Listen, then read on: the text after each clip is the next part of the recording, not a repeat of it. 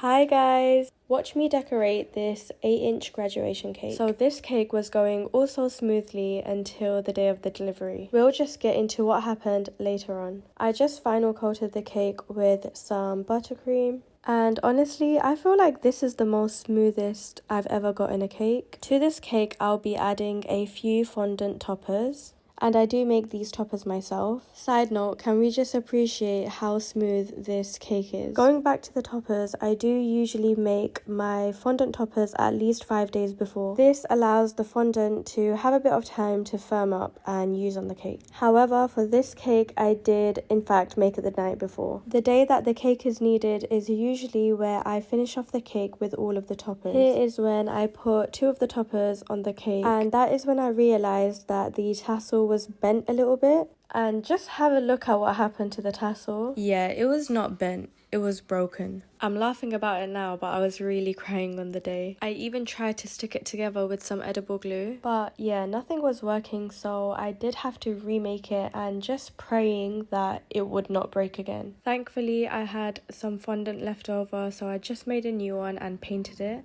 I was really nervous about the second one breaking because I usually would not make it on the same day. Thankfully, it held up the whole day, and honestly, I feel like it looked prettier than the first one. I then finished off the cake, adding a few florals to the top and the sides of the cake. I added some artificial gold leaves alongside some pampers and some feathers. So the cake is nearly complete. I just finish it off by adding the name topper. How I do this is by hot gluing a wooden skewer to the back of the name topper. I turn the topper around and mark out exactly where I want to put the topper in the cake. Very carefully sliding it through and making sure that it's securely inside of the cake. Once that's done, I've just added the last few touches to the cake. And this is the final cake. Let me know what you guys think in the comments below.